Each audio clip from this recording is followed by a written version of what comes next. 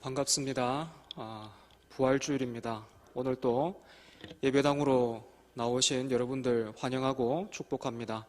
우리 이 시간에 앞뒤 좌우 보시면서 함께 인사하겠습니다. 잘 오셨습니다. 환영합니다. 축복합니다. 은혜 받으십시오.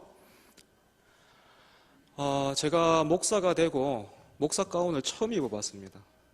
처음 입어봤는데 그것도 하얀색 입고 또 부활주일 맞이하니까 그런 생각 들어요. 학교에서 수업할 때 예전에 우리 참 믿음의 그 선배들, 할머니, 할아버지들 주일이 되면 흰 옷 입고 그렇게 예배당 가셨다. 우리 권사님들은 아실지 모르겠다.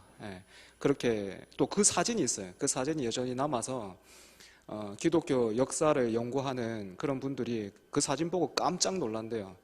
지금이야 뭐 세탁기가 있어서 옷을 그렇게 빨면 되지만 이 당시에는 그런 게 없었을 텐데 어째서 이렇게까지 흰 옷을 입고 이 많은 무리들이 이렇게 줄지어서 예배당으로 가고 있는가, 그것 자체가 놀랍다. 그렇게 많은 역사가들이 감탄을 하더라고요. 오늘 우리에게 그런 순전한 믿음의 회복이 필요한 것 같습니다. 함께 모여 예배하는 여러분들에게 하나님께서 크신 은혜 주시기를 바랍니다. 우리 자리에서 일어나서 함께 찬양할까요?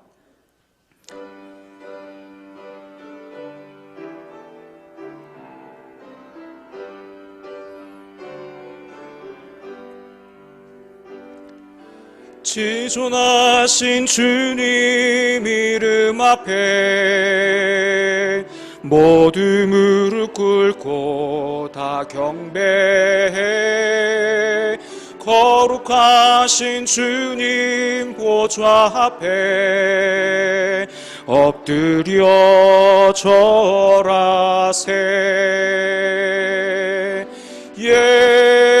예수는 그리스도, 예수는 주,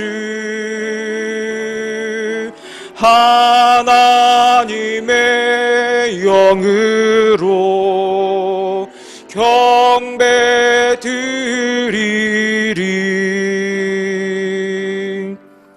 하나님은 영이시니 예배하는 자가 영과 진리로 예배할지니라. 아멘.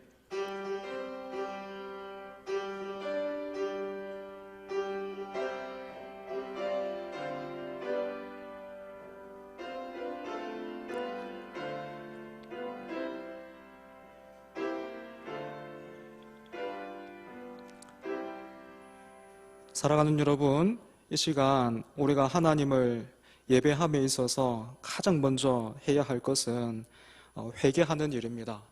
회개는 우리의 죄를 지워내는 것이 아니라 이 죄가 있으면 하나님이 화를 내시기에 그것이 두려워서 하는 것이 아니라 예수를 사랑함으로 죄를 미워하는 것입니다. 이 시간 우리가 지난 일주일의 삶을 돌아보면서 예수님을 사랑하는 마음을 가지고 잊지 말아야 할 것들 버려야 했는데, 또 등을 돌려야 했는데 그렇게 하지 못했던 우리의 삶을 돌아보면서 두려움이 아니라 예수를 기뻐함으로 깊이 회개하는 그런 시간 가지도록 하겠습니다. 함께 회개의 기도를 드리겠습니다. 아버지 감사합니다. 주님, 하나님의 그 은혜와 사랑이 여전히 신실하시고 여전히 우리를 향하고 있음을 예배의 자리를 통해서 하나님 확인하게 하시니 주님 감사합니다.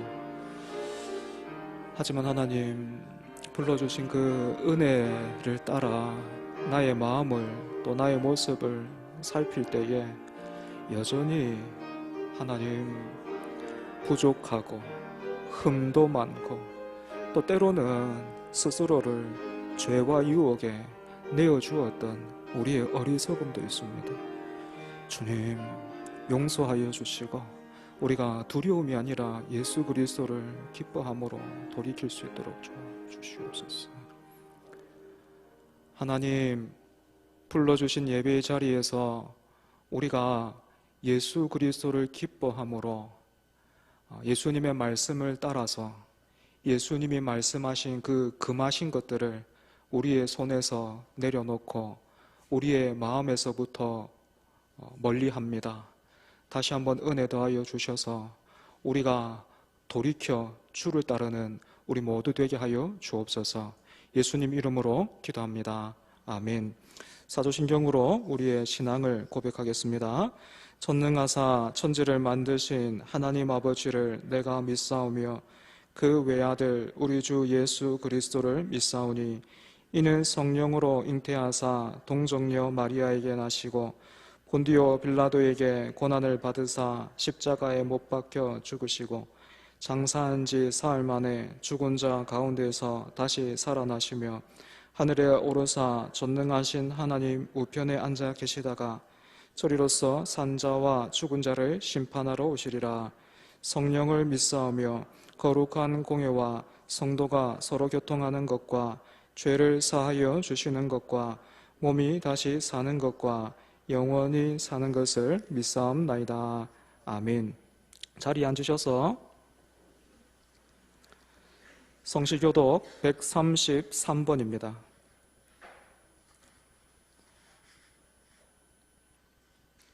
133번 부활절.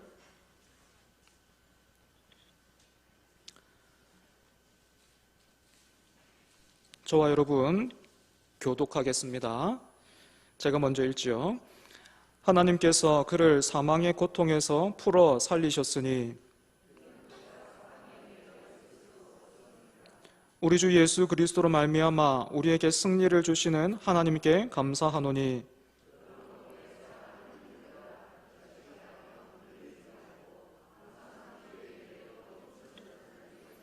이 말을 할 때에 예수께서 친히 그들 가운데 서서 이르시되 너희에게 평강이 있을지어다 하시니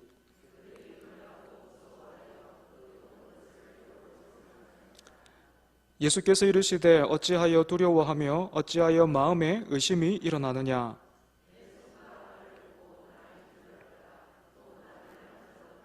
영은 살과 뼈가 없으되 너희 보는 바와 같이 나는 있느니라.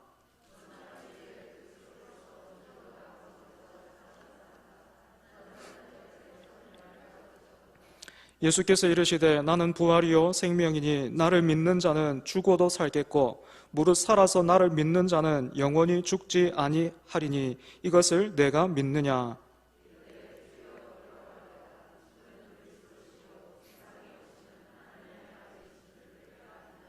아멘. 찬송가 161장입니다.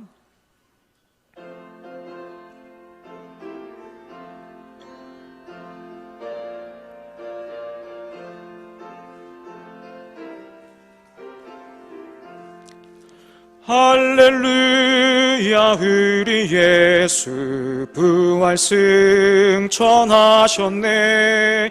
세상 사람 찬양하니 천사와 답하도다. 구주 예수 부활하사 사망 권세 이겼네. 구주 예수 부활하사 사망 권세 이겼네. 할렐루야. 우리 예수 왕의 왕이 되시고 우리들의 중보 되심 성령 증거하시네. 구주 예수 부활하사 처음 열매 되셨네. 구주 예수 부활하사 처음 열매 되셨네. 할렐루야. 우리 예수 흠과 티가 없도다. 무덤 속에 있는 죄인 주가 일으키시네. 구주 예수 부활하사 영광 주로 오시네. 구주 예수 부활하사 영광 주로 오시네.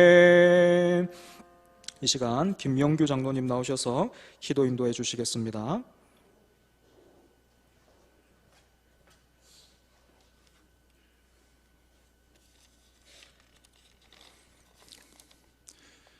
우리의 구원 되시는 하나님 아버지, 지난 한 주간 예수님의 십자가의 고난을 기념하는 고난주간을 은혜 가운데 잘 지나게 하시고 부활절 감사 예배를 하나님께 드리게 하시니 진심으로 감사드립니다. 인류의 죄를 대속하기 위해 고통받으시고 친히 부활하시어 우리에게도 부활의 믿음과 소망을 갖게 하시니 참으로 감사드립니다. 이제는 심판과 구원의 주로 다시 오실 예수님을 고대하게 하시고 이 땅에서 경건과 거룩의 삶을 살게 하시고 날마다 성화되어가는 그리스도의 모습으로 세상의 빛과 소금으로 살아가게 하시옵소서. 오늘은 특별히 예수님의 몸을 기념하는 성찬식과 하나님의 자녀됨을 온 교회에 공포하는 세례식이 있습니다. 은혜롭고 거룩한 성찬식과 세례식이 되게 하여 주시옵소서. 이 예식을 통하여 우리가 다시 한번 하나님의 자녀됨을 고백하게 하시고 선택받은 주의 자녀로서의 귀하게 쓰임받는 선한 청지기로 다짐하는 각오하는 시간이 되게 하시옵소서. 예수님께서 내 이웃을 내 몸과 같이 사랑하라고 말씀하셨습니다. 강원도 산불로 인하여 삶의 터전을 잃은 이재민들과 원치 않는 전쟁으로 인하여 수많은 무고한 생명들이 죽어가는 우크라이나 국민들을 돕기 위해 이 시간 작은 정성을 모으고자 합니다. 소자에게 물 한 그릇을 대접하는 것이 곧 나를 대접하는 것이라고 말씀하신 예수님, 우리가 이웃의 아픔을 외면하지 말게 하시고 그리스도의 넓은 마음으로 그들을 품게 하여 주시옵소서.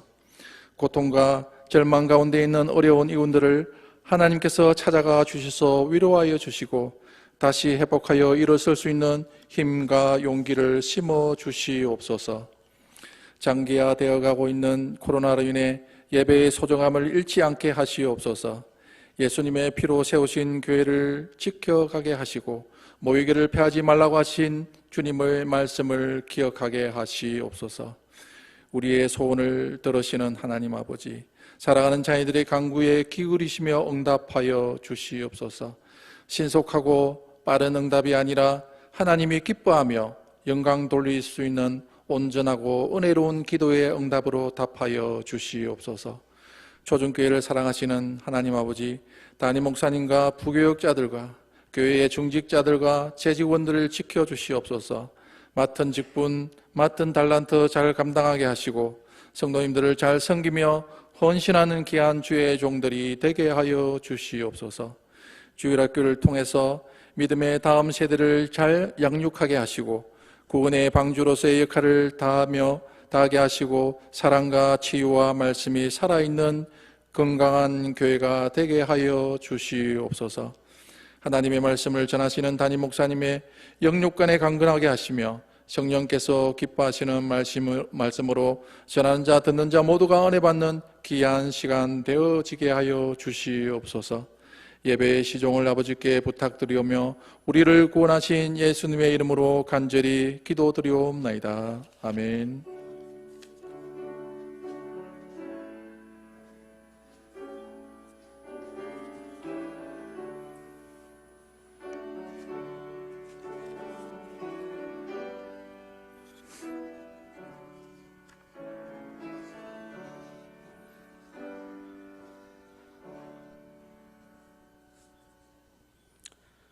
교회 소식에 앞서서 이 시간 세례식을 거행하도록 하겠습니다. 오늘은 감사하게도 우리 교회가 어린이 세례를 베풀게 되었습니다. 유아 세례와 더불어서 어린이 세례는 하나님께서 우리 교회에 언약의 자손을 허락하셔서 소망을 주시는 특별하고도 또 기쁜 그런 증표라고 할 수 있겠습니다. 그렇기 때문에 이 세례식이 절대로 한 가정이나 한 개인의 의식이 되어서는 안 되겠고 오늘 저와 여러분, 우리 공동체 전체가 참여해야 합니다. 이 시간 부모가 대표로서 서약을 할 텐데 앉아 계신 여러분들도 한 공동체의 일원으로서 서약에 함께 아멘으로 화답해 주시면 감사하겠습니다. 먼저 부모를 호명하겠습니다. 호명할 때에 자리에서 일어나 주시면 감사하겠습니다. 이은희 집사님. 먼저 제가 성경 한 구절을 읽겠습니다. 요한복음 3장 5절에서 8절 말씀입니다. 예수께서 대답하시되 진실로 진실로 내게 이르노니 사람이 물과 성령으로 나지 아니하면 하나님의 나라에 들어갈 수 없느니라. 육으로 난 것은 육이요 영으로 난 것은 영이니 내가 내게 거듭나야 하겠다 하는 말을 놀랍게 여기지 말라. 바람이 임의로 불매 내가 그 소리는 들어도 어디서 와서 어디로 가는지 알지 못하나니 성령으로 난 사람도 다 그러하니라. 세례는 예수 그리스도께서 세우신 것으로 믿음으로 의롭다함을 얻는 인증입니다. 구약시대에 아브라함의 자손이 할례 받는 특권이 있었던 것처럼 복음의 은혜 아래에 있는 성도의 자손에게는 이 세례를 받을 특권이 있습니다. 예수 그리스도께서 세계 만국 사람들에게 명하사 세례를 받으라 하셨고 어린이들을 축복하사 천국의 백성은 이와 같아야 한다고 하셨습니다. 또 이 신앙 원리는 우리 교회의 신경과 대소요리 문답에서 분명하게 가르쳐주고 있습니다. 따라서 부모는 마땅히 자녀를 위해 기도하고 또한 자녀들과 함께 기도하며 자녀들에게 하나님과 교회에 대한 충성과 겸손을 보이며 힘써 주의 성품과 훈계 안에서 자라게 해야 합니다. 이제 서약하겠습니다. 부모 되시는 우리 집사님은 서약의 의미로 오른손을 들고 제가 묻는 그 서약을 들으시고 예라고 답해 주시고 앉아 계신 우리 성도들도 믿음 안에서 부모와 같은 자리에 있으니 함께 답해 주시기를 바랍니다. 첫 번째 서약은 저를 비롯해서 당회가 확인한 결과입니다. 첫 번째 질문입니다. 부모를 비롯한 교회 공동체는 이 자리에 추천한 자녀의 믿음이 진실한지 예수님을 믿어 구원의 확신이 있는지를 확인하였습니까? 네. 두 번째 질문입니다. 부모를 비롯한 교회 공동체는 오늘 세례받는 자녀의 믿음의 부모로서 사명감을 가지고 앞으로도 믿음으로 양육하기를 작정하십니까? 우리 성도들도 이해해야 된다니까요. 예, 하나 남았으니까 마지막은 잘해보죠. 우리 다 같이.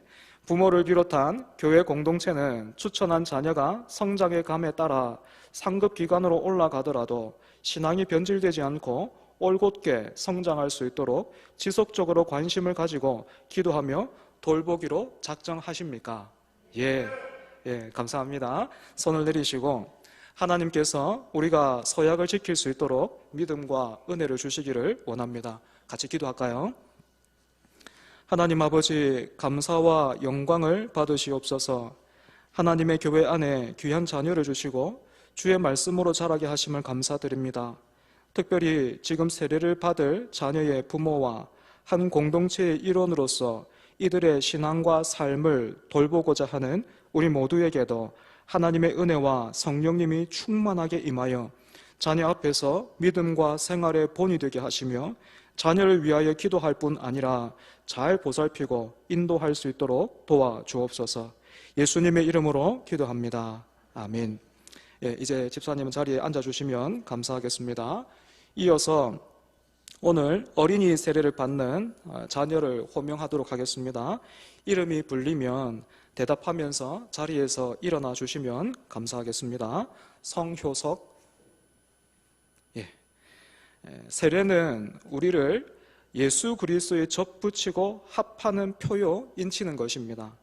초전교회 당에는 세례를 받기 원하는 어린이와 그의 부모의 청원에 따라서 은혜 받는 일에 대한 믿음이 어린이 세례를 받기에 적합하다고 보아 어린이 세례 교인으로 세우고자 합니다. 모든 성도들은 세례를 받는 자녀를 환영하고 하나님께 영광을 돌리시기 바랍니다. 그리고 오늘 세례를 받는 효속군은 하나님 말씀에 순종하며 교회의 법을 잘 지키고 하나님과 교회를 섬기는 일을 귀중히 여기며 서로 존중할 수 있도록 협력하여 주시면 감사하겠습니다. 이제 대한예수교 장로회 총회 초전교회 당에는 제자를 삼아 세례를 주라 하신 주님의 명령대로 어린이 세례를 베풀고자 하오니 세례받는 효속군은 하나님과 성도들 앞에서 엄숙하게 서약해 주시기를 바랍니다. 이제 효석군은 맹세와 다짐의 표시로 역시 오른손을 들고 질문을 들은 뒤에 예라고 답해 주시기 바랍니다. 효석이도 떨리지, 그지? 어제 연습한 거 있으니까 그대로 잘해보자. 나도 세례식이 처음이라서 떨린다, 지금. 잘 들어봐. 성효석군은 자신이 죄인인 것과 예수님께서 우리를 죄에서 구원하신 구세주이심을 믿습니까? 성효석군은 지금 이 시간 예수님을 믿음으로 죄 용서받았고 구원받았음을 확신하십니까? 이제부터 예수님을 믿어 세례받은 어린이로서 자부심을 가지고 열심히 신앙생활을 할 것을 다짐합니까?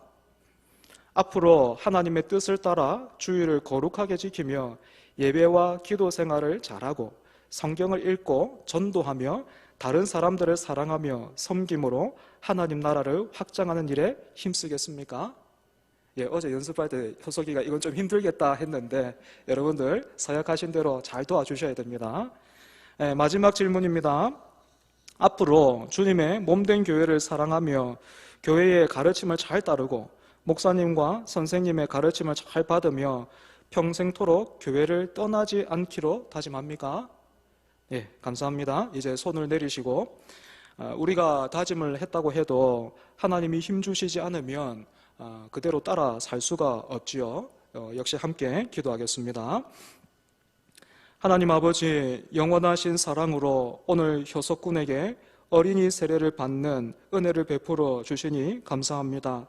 사랑하는 자녀가 사는 날 동안 하나님 나라와 복음의 증인으로서 충성스럽게 살아가게 하시고 교회의 덕을 세우며 거룩한 생활을 살게 하여 주시옵소서. 하나님께서 이 자녀에게 은혜를 베푸시어 인생의 어떠한 고난과 역경을 만날지라도 믿음으로 인내하고 승리하게 하여 주옵소서. 항상 하나님의 복과 보호하심이 함께 하셔서 하나님과 모든 사람 앞에서 사랑과 칭찬을 받는 자녀가 되게 하여 주시옵고 늘 믿음과 소망과 사랑으로 살아 하나님께 영광을 돌리는 하나님의 사람, 교회의 사람, 이웃을 사랑하는 사람이 되게 하옵소서. 예수님의 이름으로 기도합니다. 아멘.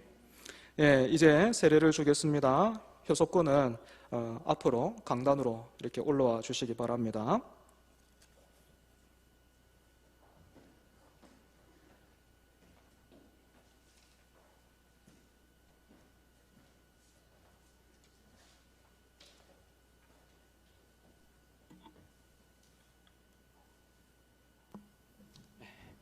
여기 무릎 꿇고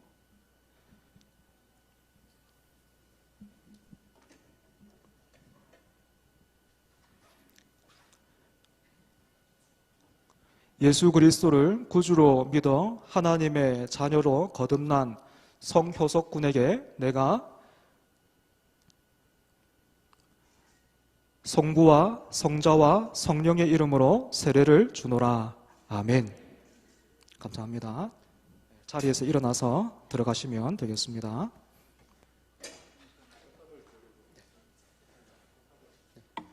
혹시 준비한 어떤 선물이나 꽃다발이 있다면 이 시간에 전달해 주시기 바랍니다.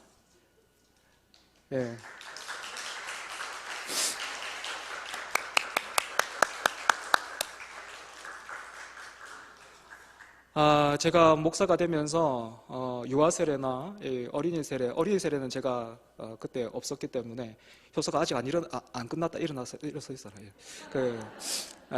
제가 목사가 되면 담임이 되면 나중에 꼭 이렇게 해야 되겠다 다짐했던 게 있어요. 나중에 우리 교회가 유아 세례를 줄 때가 되면 우리 유아 세례 주자가 있잖아요, 그죠? 그때는 지금 한 것보다 오늘 한 거는 연습이고요.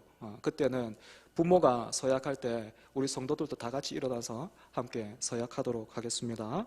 이제 공포하겠습니다. 오늘 효석군은 하나님의 은혜로 어린이 세례를 받았으므로 이제 대한예수교 장로회 총회 초정교회 어린이 세례 교인이 된 것을 내가 성부와 성자와 성령의 이름으로 공포하노라. 아멘. 이제 앉으면 되겠습니다. 교회 소식 알려드리겠습니다. 오늘은 부활주일로 지킵니다. 부활의 소망이 우리 교회와 또 여러분의 삶에 충만하기를 축복합니다. 부활주의를 기념해서 교회에서 준비한 간식이 있습니다. 여러분들 예배 후에 받아 가실 수 있습니다. 또 지난 한 주간 고난주간 보내면서 특별 새벽 기도회로 모여서 은혜 가운데 또 잘 마쳤습니다. 기도에 동참해 주신 분들 감사드리고요. 또 기도는 우리 영혼의 호흡이지요. 계속해서 기도하기를 힘쓰는 우리 모두가 되기를 바랍니다. 오늘 세례와 성찬식이 있습니다. 세례식은 이제 거행을 했고 성찬은 설교 후에 우리가 함께 나누도록 하겠습니다. 성찬은 세례받은 분들과 또 입교를 받은 그분들이 함께 참여할 수 있습니다. 또 오늘 오전 예배 후에 1층에 있는 교제실, 그 교제실에서 전도부 4월 모임이 있습니다. 해당되는 분들 참석해 주시면 감사하겠습니다. 다음 주 주일 오전 예배에는 한국기도원협회 순회 예배, 그러니까 이 기도원협회에서 우리 교회를 방문해서 함께 예배를 드리는 그런 시간이 되겠습니다. 다음 주 주일 오후 예배 후에 정기당회로 당회실에서 모이도록 하겠습니다. 그리고 내일 오후 1시부터 9시까지 진주 세금산 교회당에서 진주노회 131회 정기노회가 있습니다. 여러분들 기억하시고 기도해 주시기 바랍니다.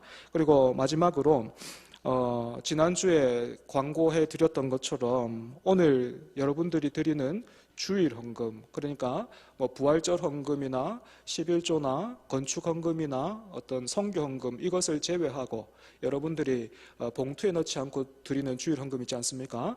그 주일 헌금은 광고한 대로 국내 산불 피해를 당한 그 이웃들과 또 우크라이나 전쟁으로 인해서 힘들어하고 있는 분들에게 긴급 구제 헌금으로 보내도록 하겠습니다. 미션 단체인데요.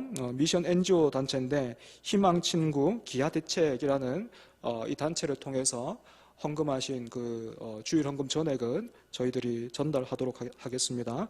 구체적인 그 헌금 금액은 오늘 끝나고 오늘이 마무리되고 다음 주에 여러분들에게 알려드리도록 하겠습니다. 헌금에 동참해 주신 여러분들에게 감사드립니다. 오늘 우리에게 주시는 하나님의 말씀 누가복음 24장 13절에서 35절입니다. 본문이 좀 길지요. 누가복음 24장 13절에서 35절 말씀입니다.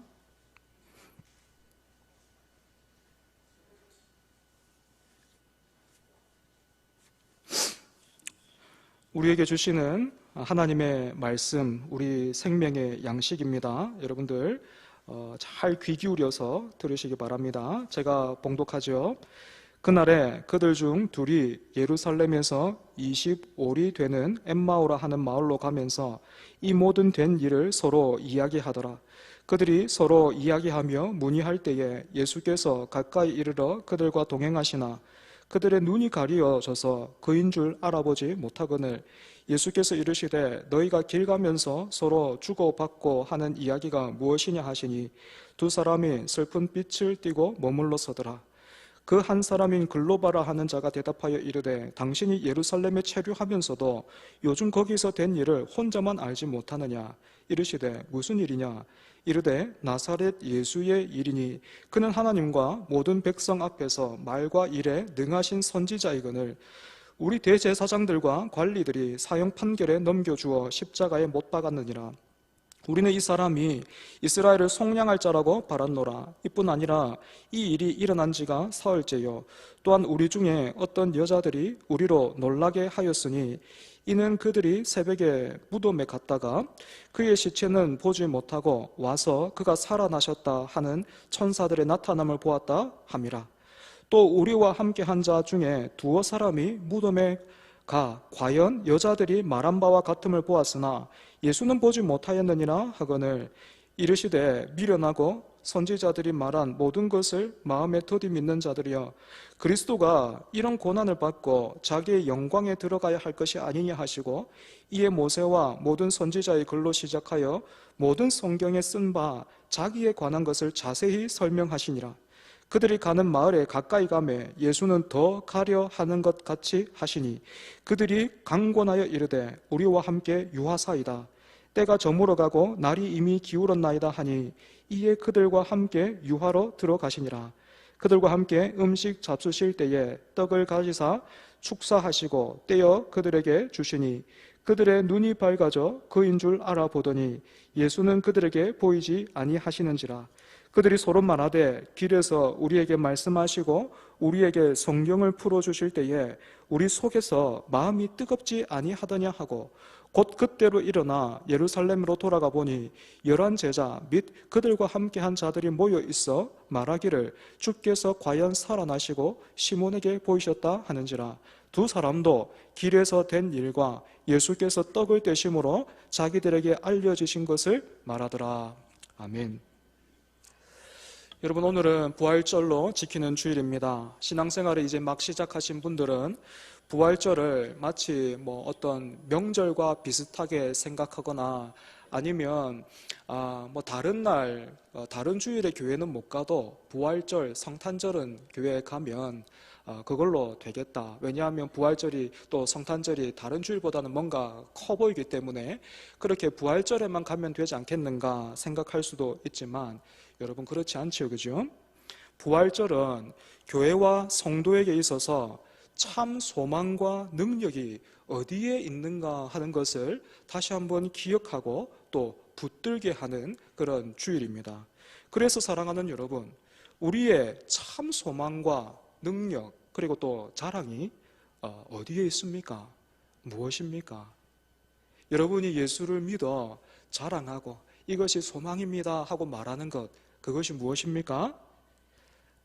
제가 지금 여러분들에게 다른 말 못하도록 분위기로 슬슬 몰아가죠, 그죠? 어디에 있습니까? 예수님의 부활입니다. 그러면 도대체 예수님의 부활이 어떻게 우리의 소망이 되고 능력이 됩니까? 우리는 지난 한 주간 부활절을 앞두고 고난주간 특별 새벽 기도회로 모여서 예수님이 당하신 고난을 함께 묵상했습니다. 대부분 사람들은 고난을 당할 때면 너무 아프고 힘들어서 그 자리에 그냥 주저앉아 버리거나, 아니면 그 걸음이 술에 취한 사람처럼 향방을 알 수가 없는데, 고난 당하신 우리 예수님은 어떠셨습니까? 그 시선과 걸음이 십자가를 향해서 선명하게 고정되어 있었지. 때문에 여러분, 예수님이 십자가를 지신 이 사건은 어떤 사람들이 생각하고 말하는 것처럼 예수님이 막 하다 안 되니까 사람들한테 몰려가지고 십자가에 못 박혔다거나, 아니면 성부 하나님의 그 뜻에 희생당해서 등 떠밀려서 십자가에 못 박히신 것이 아니라, 우리를 사랑하셔서 우리의 죄를 대신해서 자신을 십자가에 내어주신 그런 일입니다. 그래서 예수님이 십자가에 달리셨다, 그리고 그 십자가에서 죽으셨다 하는 것은 성경이 말하는 복음의 분명한 한 축이 된다, 이렇게 말할 수 있겠죠, 그죠? 하지만 여러분, 예수 그리스도의 이 복음이 십자가까지라면, 이 십자가가 너무나도 귀하고 너무나도 영광스럽고 아름답지만 십자가까지라면, 그래서 여러분이 믿는 신앙이, 여러분이 붙드는 것이 십자가까지라면 어떤 일이 일어날까요? 아마도 사도행전으로부터 시작해서 그 뒤에 나오는 신약 성경의 내용은 모두가 다 사라졌을 거예요. 예수 그리스도의 복음이 십자가까지였다면. 교회도 세워지지 못했을 것이고, 하나님의 아들이신 예수님께서 우리를 사랑하셔서 십자가에서 죽으셨다라는 이 복음도 시간이 지나면서요, 어떤 위인전이나 아니면 전설 속의 이야기처럼 변질돼서 결과적으로 오늘 우리도 이 자리에 있지를 못했을 겁니다. 감동을 받는 사람들은 있는데 구원을 받는 사람은 없는 것이죠. 무엇을 통해서 이렇게까지 말할 수 있습니까? 오늘 본문에 나오는 엠마오로 가던 두 제자를 여러분 한번 보십시오. 13절은 그날에 라는 말로 시작되고 있습니다. 여러분, 이 날이 언제예요? 그날 언제입니까? 예수님이 부활하신 그날이에요. 그런데 예수님이 부활하신 그날에 이 두 사람은 예루살렘으로부터 멀어지고 있죠. 혹시 이 두 사람이 예수님이 부활하셨다는 소식을 못 들어서 그렇습니까? 그렇지 않아요. 본문 22절에서 24절을 보면 이 사람들도 부활하신 예수님을 만난 증인들로부터 소식을 들었고, 베드로를 비롯한 다른 제자가 예수님의 무덤으로 가서 그 무덤이 비어 있었다라는 그 소식을 이 사람들도 들었습니다. 그럼에도 불구하고 이 두 제자가 지금 예루살렘을 등지고 엠마오라라는 그런 마을로 가고 있는 것은 무엇을 의미합니까? 예수님이 부활하셨다는 소식을 듣기는 했지만 이것을 믿지 못했다라는 것이죠. 사랑하는 여러분, 예수님이 일찍이 자신이 고난당하실 것과 함께 부활에 대해서도 말씀해 주셨고, 지금 말씀하신 대로 그 소식이 전해졌고, 심지어 엠마오로 가던 그 길에서 부활하신 예수님이 이 두 사람을 찾아오셨음에도 불구하고 이 사람들은 어째서 믿지를 못했고 또 어째서 예수님을 알아보지 못했을까요? 본문 16절이 이렇게 되어 있습니다. 그들의 눈이 가리어져서 그인 줄 알아보지 못하거늘. 여러분, 우리는 이 말씀을 두 방향으로 이해할 수 있습니다. 첫 번째는 부활하신 주님의 모습이 이전과는 달랐다는 거예요. 제가 결혼 전에요, 체중이 90kg 정도 나간 적이 있어요. 그러다가 이 몸의 심각성을 느끼고 운동을 열심히 해서 16kg를 뺐습니다.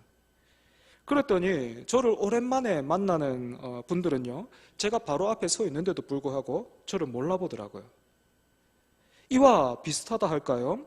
부활하신 예수님은 십자가를 지실 때 주님의 그런 모습과는 다르게 온전하고 또 완전한 모습으로 오셨기 때문에 제자들이 알아보지를 못했던 것입니다. 그런데 여러분, 이게 중요한 게 아니고 더 큰 이유가 있어요. 17절을 보시면 예수님이 제자들에게 지금 길을 가면서 하는 이야기, 그 이야기가 무엇인가라고 그렇게 물으셨는데 두 사람이 슬픈 빛을 띠고 머물렀었다, 이렇게 되어 있습니다. 그러니까 지금 두 제자는요, 깊은 슬픔에 그 눈이 가리워져 있었던 겁니다. 여러분, 이 큰 슬픔이 어떻게 찾아왔습니까? 이 슬픔의 내용이 뭡니까? 21절을 보시면 자신들은 예수님을 이스라엘의 메시아라고 그렇게 기대하고 바랬는데 그만 허무하게도 종교 지도자들에 의해서 십자가에 못 박혀 그냥 죽어버렸다는 거예요. 그러니 지금 자신들의 처지가 어떻겠습니까? 여러분, 얼마 전에 있었던 그 우리나라 이 대선 선거가, 그 선거 결과가 박빙으로 끝나면서 선거의 뜻을 이루지 못한 사람들이 얼마나 슬퍼하고 안타까워 했습니까? 우리나라의 미래는 물론이고 또 자신의 삶에도 소망이 사라졌다라고 말하는 사람들이 지금도 많이 있죠, 그죠? 여러분, 우리가 대선 결과를 통해서도 이런 감정을 느낄 수 있다면 자신의 모든 것을 걸어서 예수님을 따르고 있던 사람이 예수님이 흉악범들이나 달리는 십자가에 죽으신 것을 봤다면 그 슬픔과 또 좌절이 얼마나 컸겠습니까? 그래서 지금 이 두 사람은요, 들어도 듣지를 못하고 봐도 보지 못하는, 말하자면 영적인 그로기 상태로 지금 엠마오로 비틀거리면서 가고 있는 거예요. 너무 슬퍼서, 당한 일이 너무 크고 그 슬픔이 너무 커서 봐도 안 들리는 거예요. 봐도 못 보는 거예요. 들어도 안 들리는 거예요. 그런데 부활하신 예수님이 이 두 사람을 찾아오셨습니다. 그리고 두 사람이 무슨 이야기를 나누고 있는지를 물으셨습니다. 여기에 글로바라라는 제자가 이렇게 대답을 하죠. 18절입니다. 그 한 사람인 글로바라 하는 자가 대답하여 이르되 당신이 예루살렘에 체류하면서도 요즘 거기서 된 일을 혼자만 알지 못하느냐. 지금 예수님 책망하고 있죠, 그죠? 지금 가는 길이 방향을 보니까 당신도 예루살렘에 얼마 전까지 있었던 것 같은데, 그리고 또 6월절이 되면 그 남자들은 6월절을 지키기 위해서 예루살렘에 갔으니까요. 당신도 예루살렘에 있었을 텐데 어떻게 이 일을 모르느냐, 모를 수 있느냐, 지금 그렇게 말하고 있습니다. 그런데 여러분, 여기서 잘 한번 생각해 보십시오. 이번 6월절에 예루살렘에서 된 일, 그러니까 예수님이 십자가에서 죽으시고 부활하신 그 일에 대해서 정말로 알지 못하는 사람이 누굽니까? 바로 이 두 제자죠. 물론 이 두 사람은 예수님의 죽으심의 그 목격자였고 부활 소식도 들어서 알고는 있어요. 하지만 그 소식이 지금 이 두 사람에게는 복음이 아니고요, 그냥 뉴스예요, 뉴스. 벌어진 일은 알고는 있는데 자신하고 별로 상관이 없는 거예요. 그리고 그 일의 의미를 모르는 거죠. 여러분, 이런 제자들을 위해서 예수님이 하신 일이 무엇입니까? 다시 한번 말씀을 열어서 성경이 증언하고 있는 고난받는 그리스도와 또 영광을 받으시는 그리스도에 대해서 가르쳐 주셨습니다. 그렇게 말씀을 막 나누고 가르치시다 보니까 어느새 목적했던 그 엠마오라는 그 동네로 가까워졌던 것 같아요. 이 엠마오는요, 지금 우리 기준으로 보면 저기 4천 정도 되는 그런 마을이라고 할 수 있는데, 말씀을 막 나누고 또 가르치고 듣다 보니까 어느새 가까이 온 거예요. 그런데 여기에서 특이하게도요, 예수님은 마치 자신에게는 다른 목적지가 있는 것처럼 이 두 제자와 헤어지려고 해요. 그러자 이 두 제자가 어떻게 합니까? 예수님을 붙들죠. 그죠? 드디어 이 두 사람이 예수님을 알아본 겁니까? 그렇지는 않아요. 그러면 왜 이 두 제자가 예수님을 붙들었습니까? 저는 32절에 그 답이 있다고 생각해요. 그들이 서로 말하되 길에서 우리에게 말씀하시고 우리에게 성경을 풀어주실 때에 우리 속에서 마음이 뜨겁지 아니하더냐 하고. 만약 예수님이 말씀을 통해서가 아니고 뭐 이런 과정을 통해서가 아니고 직접적으로 너무 답답해가지고 막 이놈들아 나다 하면서 그 앞에서 자신을 확 드러내셨다면 아마도 여러분 이 두 사람 어떻게 됐을까요? 예수님이 살아 생전에도, 예수님이 십자가에 박히시기 전, 못 박혀서 죽으시기 전에도 예수님이 막 바다 위를 이렇게 걸어서 오셨을 때 제자들 어떻게 했습니까? 예수님 보고 귀신이다 했잖아요, 그죠? 마찬가지로 이놈들아 나다 그랬으면 제자들이 아이고 주님 했겠습니까? 뒤로 넘어져서 막 까무러 쳐가지고 이 귀신이다 하면서 도망갔을 거예요. 그것도 아니면 너무 막 민망해서 부끄러워서 어쩔 바를 몰랐을 거예요. 하지만 예수님이 제자들을 여전히 사랑하시는 거예요. 그래서 어떻게 합니까? 그 사랑으로 말씀을 통해서 큰 슬픔에 젖어 있던 이 두 사람의 심령을 뜨겁게 해주셨어요. 그래서 여러분, 그 옛날 그 갈멜산에서 엘리야가 바알의 선지자와 누가 참 신인가 이것을 두고 대결했을 때에 엘리야가 탁 나서서 어떻게 했습니까? 그렇게 했잖아요. 그 소를 제물로 바쳐가지고 우리 각자 신에게 한번 기도하자. 각자 신을 한번 불러보자. 그래서 불로 응답하는 그 신이 참된 신이다. 그 얘기했잖아요. 그죠?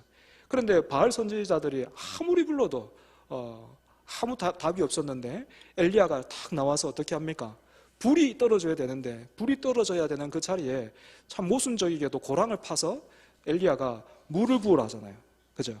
그저 물을 적시는 정도가 아니라 고랑을 파서 그 고랑이 물로 가득 찰 정도로 물을 부으라고 했어요. 그래서 엘리야가 기도합니다. 그죠? 하나님이신 것을 이 백성들에게 나타내시옵소서라고 기도하자. 기도도 길게 안 했어요. 그죠? 짧은 기도였는데 그 기도가 마치자마자 어떻게 됩니까? 하늘에서 불이 떨어지죠. 그렇게 떨어진 불이 어떻게 합니까? 그 고랑에 있던 그 물을 순식간에 핥아버렸다라고 그렇게 되어 있었어요. 그죠? 마치 그것처럼요, 성령의 불이 말씀을 통해서 이들 가운데 떨어지자 어떤 일이 생겼습니까? 큰 슬픔으로 젖어 있었는데, 큰 슬픔으로 젖어 있었는데 그 슬픔이요, 그 불로 인해서, 말씀의 불로 인해서 확 증발해버린 거예요. 그리고 이렇게 슬픔이 거친 자리에 이제는 무엇이 자리 잡습니까? 말씀을 향한 강렬한 목마름이 자리 잡게 된 겁니다. 그러니 예수님을 떠나보낼 수 있겠습니까? 그래서 여러분, 제자들이 예수님을 붙잡았던 거예요. 함께 있어 달라고. 이 요청에 예수님이 어떻게 하십니까? 못 이기는 듯이 응해 주시죠. 사랑하는 여러분, 저는 여기서 중요한 사실 두 가지를 짚어보려고 합니다. 첫 번째는 말씀을 통한 불이 제자들에게 임했지만 여전히 제자들은 부활하신 예수님을 알아보지 못하더라라는 거예요. 지금 심령에 불은 붙었는데 이 불이 어디서부터 어떻게 시작됐는지, 또 무엇을 위한 것인지, 무엇을 드러내고 무엇을 밝히고 어떤 일을 하는지 몰랐던 거예요. 그런데 30절 보시면 우리 예수님 어떻게 하십니까? 이 정도 되면 좀 알아들을 만한데 제자들이 여전히 예수님을 못 알아보고 있고, 우리 같으면 어떻게 하겠습니까? 답답해서 너희들이랑 같이 못해 먹겠다 하겠죠. 그죠? 그런데 우리 예수님 어떻게 합니까? 이 두 사람에게 성찬을 베풀어 주셔요. 그지? 제자들은 예수님께서 나누어 주시는 그 떡을 받아 들고서는 그제서야 눈이 밝아져서 예수님을 알아보게 됐습니다. 사랑하는 여러분, 이제 말씀을 마치면요, 우리도 정말로 오랜만에 성찬을 통해서 예수님의 그 몸과 또 피를 기념하려고 해요. 이 성찬을 통해서 엠마오로 가던 두 제자의 심령에 말씀의 불이 임했던 것처럼 세상의 근심과 걱정으로 인해서, 그리고 우리의 게으름과 나태함으로 인해서 가리워져 있었던 우리의 영혼의 눈이 뜨여지고 밝아져서 부활하신 예수 그리스도를 바라볼 수 있기를, 그리고 또 따라갈 수 있기를 축복합니다. 여러분, 이처럼 큰 슬픔에 빠져서 예루살렘을 등지고 엠마오로 가던 두 제자가 부활하신 예수님을 만났어요. 그러자 어떤 일이 일어났습니까? 가던 길을 당장에 돌이켜서 예루살렘으로 다시 향하지. 그치? 예수님이 부활하셨다는 그 소식, 그 주님을 내가 만났다는 이 소식을 전하기 위해서 제 생각에는 아마 이 두 사람이요, 예루살렘으로 나는 듯이 그렇게 뛰어갔을 거예요. 부활하신 예수님을 만나자 큰 슬픔이 변해서 기쁨이 됐고, 소망과 힘을 받아서 예수를 십자가에 못 박은 그 예루살렘으로 놀랍게도 이 두 제자가 슬픔으로, 큰 슬픔에 젖어서 나왔는데 부활하신 예수님을 만나자 그 예루살렘으로 기쁨으로 찬송하면서 감사하면서 그렇게 증인이 되어서 막 달려 들어가고 있는 거예요. 사랑하는 여러분, 이제 부활이 없으면 왜 교회도 없고 오늘 우리도 없다고 말할 수 있는지 여러분 아시겠습니까? 부활이 없다면 예수님의 십자가는 고맙고 감동적인 그런 이야기로만 남게 됐을 거예요. 하지만 부활하신 주님을 만난 제자들은, 그리고 약속대로 성령을 받은 제자들은 십자가에서 죽으신 예수님과 함께 부활의 소식을 전했습니다. 예수님을 못 박은 세상이 이런 제자들도 가만히 두지 않았지만 제자들은 순교를 당하기까지 타협하거나 물러서질 않았어요. 억울합니다 하면서 그렇게 하지 않았어요. 이유가 무엇입니까? 부활하신 예수님을 만났기 때문에 그렇죠. 부활하신 예수님을 통해서 참 소망을 발견했기 때문에 그렇죠. 로마만 뒤집어지면, 로마보다 우리가 강해지면 그것이 소망이라고, 그렇게 살만하게 되면 참 좋겠다 생각했는데 부활하신 주님을 만남으로 인해서 참된 소망이 무엇인지를 발견한 거예요. 로마가 그것을 꺾지 못하더라. 로마도 막지 못하더라. 여기에 로마의 황제가 내리는 복음보다 그 복음과 비교할 수 없는 하나님의 아들 예수 그리스도의 복음이 있다. 예수가 십자가에 못 박혀 죽으셨고 약속대로 부활하셨다. 전했던 것입니다. 그래서 비록 모든 세상이 다 일어나서 예수를 따르는 우리를 향해서 어리석다라고 해도, 심지어 목숨을 빼앗아 간다고 해도, 부활의 첫 열매가 되시는 주님을 따라서 우리도 함께 부활하는 그날 모든 것이 다 달라지는 것입니다. 그 믿음으로 제자들이 하루하루를 살았던 것이지. 오늘 성찬을 함께 나누는 사랑하는 여러분, 부활하신 예수 그리스도, 참 소망이신 예수 그리스도를 더욱 굳게 붙드시기 바랍니다. 두 번째로 우리가 살펴볼 것은요, 함께 있어 달라는 제자들의 요청을 예수님이 들어주셨다라는 것입니다. 사실 예수님도 예수님이 찾아오시기까지 했잖아요. 그러니까 제자들과 예수님도 더 같이 있고 싶어 하셨을 거예요. 하지만 굳이 예수님은 함께 있어 달라라는 이 제자들의 간청을 듣기를 원하셨던 것 같아요. 마찬가지로 우리 하나님은 항상 우리와 함께 하십니다. 더 가까이 계실 수 없을 정도로 성령으로 오늘 우리와 함께 하시지 않습니까? 그죠?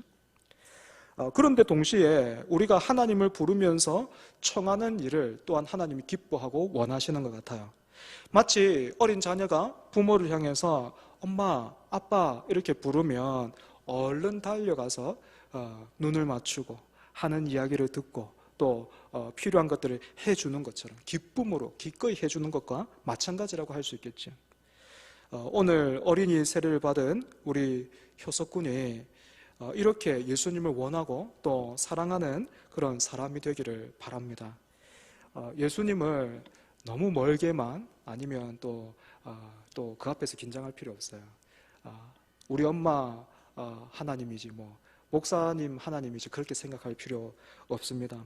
예수님은 우리 죄를 대신해서 십자가에서 죽으신 분이시고 오늘 말씀을 통해서 본 것처럼 십자가도 받고 부활에 대해서도 들었지만 여전히 깨닫지 못하고 엠마오로 가고 있던 이 두 제자에게도 예수님이 먼저 찾아갔어요.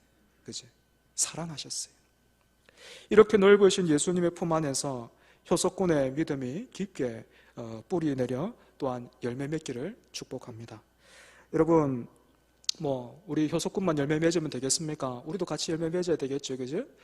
우리가 주 안에서 그러면 이 부활하신 주님을 따라서 어떤 열매 맺어야 되겠습니까?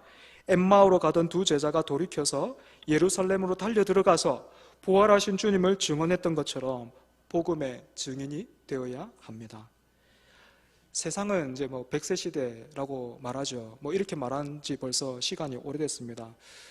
정말로 100세 시대가 됐는지 모르겠어요. 그건 잘 모르겠어요. 누구도 묻고 따지지 않고 과학이 발전했으니 의학이 발전했으니 이제 100세 시대라는 그 말이 굉장히 사람들에게 설득력 있게 그렇게 들리는 것 같습니다. 그래서 사람들이요, 이 100세 시대를 저마다가 준비하고 있습니다. 고민하고 있죠. 하지만 여러분, 우리가 말씀을 통해서 알게 되는 사실, 예수 그리스도의 부활을 통해서 알게 되는 사실이 무엇입니까? 이 땅에서의 삶의 의미는 이 땅에서의 그 삶의 뒤에 있을 영원한 삶을 준비하는 데 있다는 거예요. 영원한 삶과 비교해보면 이 땅의 삶은 너무나 찰나갔잖아요. 그죠? 100세 시대에 맞추어서 자신의 삶을 준비하는 그런 일도 분명히 필요하지만 더 중요한 것은 그 후에 있는 영원한 삶이 준비되었는가 하는 데 있다라는 것입니다. 이렇게 본다면 여러분들이 진실로 예수 그리스도를 구주로 영접했다면, 그래서 영원한 삶이 준비되었다면 여러분의 이 땅의 삶은 이미 성공한 거예요. 더 이상 증명할 게 없습니다. 그러니 이제 성공한 사람답게 살아야 되죠. 어떻게 살아야 됩니까? 세상에서는 성공한 사람은 높아지기만 하고 누리기만 하지만 우리는 예수님을 통해서 또한 그 제자들을 통해서 진정한 삶, 영원한 약속을, 그 삶이 약속된 그 사람들의 삶이 어떤 삶인지를 우리가 보고 있지 않습니까? 그것이 무엇입니까? 저 영원한 나라를 가리켜 보이면서 참되고 영원하신 왕을 기뻐하면서 비록 공고하고 힘들어도 오늘 이 땅에서의 삶을 그 나라의 법을 따라 살아가는 것이죠. 그런 우리의 삶이 향기가 되어서 하나님께서 택하신 백성들이 하나님께로 돌아오게 되는 것입니다. 말씀을 정리하겠습니다. 예수님의 십자가와 부활은 언제나 함께입니다. 십자가만을 강조해서도 안 되겠고 부활만을 강조해서도 안 됩니다. 십자가와 부활은 함께 복된 소식, 즉 복음입니다. 이 복된 소식이 오늘 여러분의 심령을 뜨겁게 합니까? 오늘 세례를 받아 교회의 일원이 되고 또 함께 성찬을 나누는 여러분들에게 성령으로 또 말씀으로 충만하게 해주시기를 원합니다. 기도하겠습니다. 부활주일을 함께 맞이하게 하시고 예배하게 하여 주시니 주님 감사합니다.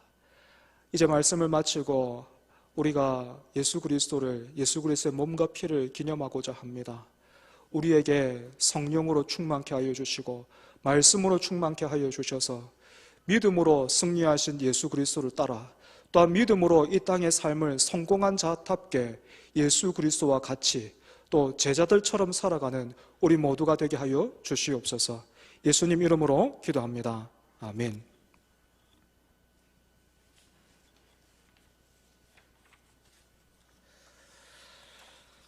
이제 성찬식을 거행하도록 하겠습니다. 먼저 찬송하겠습니다. 찬송가 228장입니다.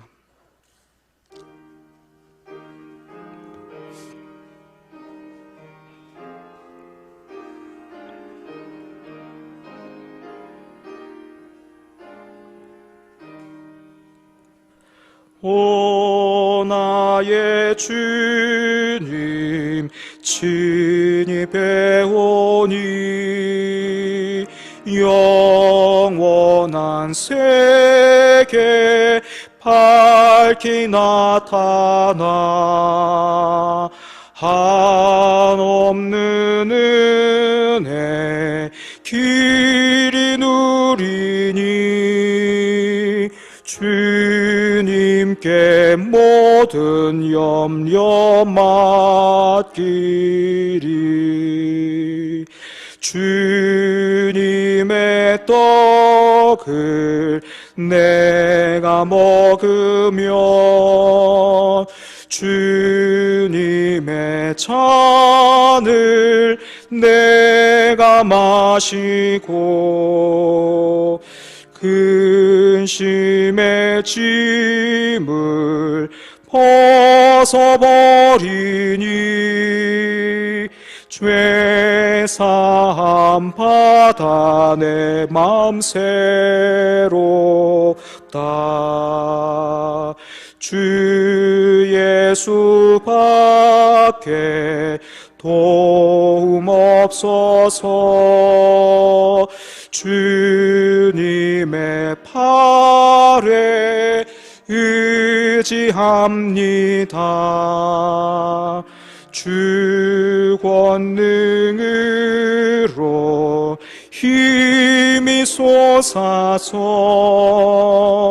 주 안에 내가 만족합니다. 주님의 성찬 받을 때마다 하늘의 기쁨 미리 맛보고 어린 양 잔치 참여함 같이 영원한 복을 내가 누리리.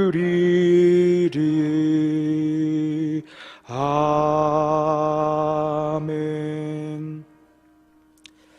우리가 참여하는 이 성찬식은 우리 주 예수 그리스도께서 친히 세우사 그리스도를 기념하여 그의 재림하시기까지 그 죽으심을 기억하게 하는 예식입니다. 그리스도 예수 안에서 거룩하심을 입은 성도 여러분, 하나님께서 자기 백성에게 힘을 주사 죄를 대적하게 하며 모든 고난에서 저희를 견고하게 하심과 저희를 굳세게 함으로 책임을 감당하게 하며 사랑과 열심으로 저희를 감화하여 마음의 평안과 소망을 확신케 하는데 무한한 유익이 되는 것으로 믿고 있습니다. 이 예식은 세례를 받으신 분들과 입교 교인들이 참석할 수 있습니다. 아직 세례를 받지 못하셨거나 입교를 받지 못한 우리 자녀들은 이 자리에 동참하기를 사모하시기를 바랍니다. 이 시간 함께 기도하겠습니다. 자비로우신 하나님 아버지, 영광과 존귀와 감사와 찬송을 아버지께 드립니다. 우리를 구속하시려고 독생자 예수 그리스도를 이 땅에 보내시고 십자가 위에서 친히 그 고난과 수욕을 당하시고 돌아가게 하심으로 우리를 죄와 사망에서 해방시켜 주신 사랑의 하나님 아버지, 이제 하나님 앞에서 구속함을 입은 저희 무리들이 하나님의 사랑과 그리스도의 은혜를 기억하면서 이 거룩한 예전에 참여케 하심을 진실로 감사드립니다. 이제 저희들이 주님이 제정하신 이 거룩한 성찬에 동참하면서 주님의 몸과 주님의 피를 대할 때에 우리의 심령이 새로워지고 우리의 삶이 변화되게 하시고 예수 그리스도의 고난과 죽으심 그리고 부활과 승리를 기념하는 거룩한 성찬이 되게 하옵소서. 그러므로 이후에 주 안에 더 깊은 교제와 사랑이 있게 하시며 승리가 있게 하옵소서. 예수님의 이름으로 기도합니다. 아멘. 이제 빵과 포도주를 나누겠습니다. 오늘은 특별히 우리가 예수님께로 나아갑니다, 들은 말씀으로 나아갑니다 하는 그런 의미를 가지고 여러분들이 이 성찬대 앞으로 한 사람씩 나와서 그렇게 떡과 빵과 포도주를 받도록 하겠습니다. 저를 기준으로 해서 이쪽 편에 1분단, 2분단에 계신 분들은 제가 여기 설 텐데 저에게로 오시면 되겠고, 또 여기 3분단, 4분단에 계신 분들은 장로님이 여기 서실 텐데 장로님께로 이렇게 나오시면 되겠습니다.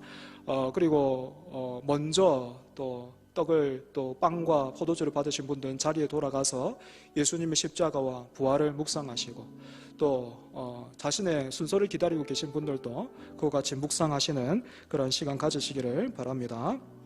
준비되는 대로 함께 나누도록 하겠습니다.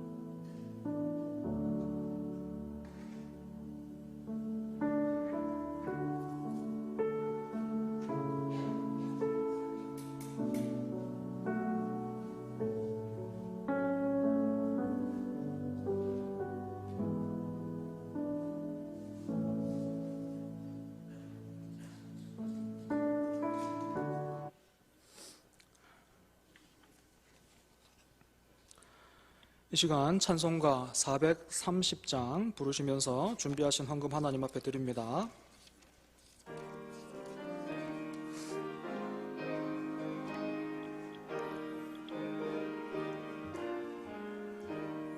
주와 같이 길 가는 것 즐거운 일 아닌가. 우리 주님 걸어가신 발자취를 밟겠네. 걸음 한 걸음 주 예수와 함께 날마다 우리 걸어가리. 어린아이 같은 우리 미련하고 약하나 주의 손에 이끌리어 생명길을 가겠네. 한 걸음 한 걸음 주 예수와 함께 날마다 우리 걸어가리. 꽃이 피는 들판이나 험한 골짜기라도 주가 인도하는 대로 주와 같이 가겠네. 한 걸음 한 걸음 주 예수와 함께 날마다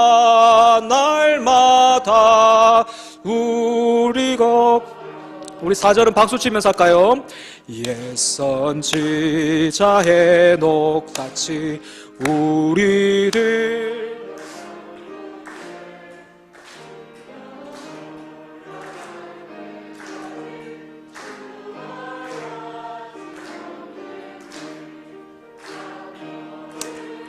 한 걸음 주 예수와 함께 날마다 우리 걸어가리. 아멘. 기도하겠습니다. 주님, 날마다 우리가 주님과 걸어갈 수 있음이 엠마오로 가던 그 두 제자를 통해서 볼 때에 우리의 진심과 다짐이 크기 때문이 아니라 부활하신 그 주님이 여전히 사랑하심으로 먼저 찾아오시고 또한 말씀으로 가르치시며 우리의 심령을 뜨겁게 하시기에, 그래서 슬픔이 변하여 기쁨이 되게 하시기에 우리가 날마다 주님과 동행할 수 있게 되었습니다. 하나님, 우리가 더욱더 예수를 사랑하게 하시고 예수를 잘 믿는 우리 모두가 되게 하여 주시옵소서. 부활주의를 맞이해서 부활절 헌금과 또 11조와 감사 헌금과 또 주일 헌금과 또 여러 가지 어떤 선교 헌금과 구제 헌금으로 그렇게 동참하게 하여 주시니 주님 감사합니다. 특별히 사랑하는 우리 성도들이 주님의 마음으로 환난 만난 이웃을 돕고자 그 산불 피해를 당해서 어려움을 겪고 있고 끝나지 않는 그 전쟁으로 인해서 고통 중에 있는 그 이웃의 소식을 듣고 주님의 마음으로 돕고 섬기고자 이렇게 하나님께서 주신 것을 하나님의 마음으로 내어드릴 수 있게 하여 주시니 주님 감사합니다. 드린 손길들 하나님께서 기억하여 주시고 믿음을 더하여 주시고 뿐만 아니라 더 기쁘게 더 많이 드릴 수 있도록 하나님, 우리의 필요를 아시는 주님께서 채워주시고 축복하여 주시옵소서. 또한 하나님, 주의 몸된 교회가 더 많이 섬기고 도울 수 있도록 성숙해져 갈 수 있도록 주여 우리를 붙들어 주시옵소서. 그런 우리를 통해서 오직 부활하신 그 주님 참 소망과 힘과 능력만이 울려 퍼지게 하여 주시옵소서. 예수님 이름으로 기도합니다. 아멘. 축도로 예배를 마치겠습니다.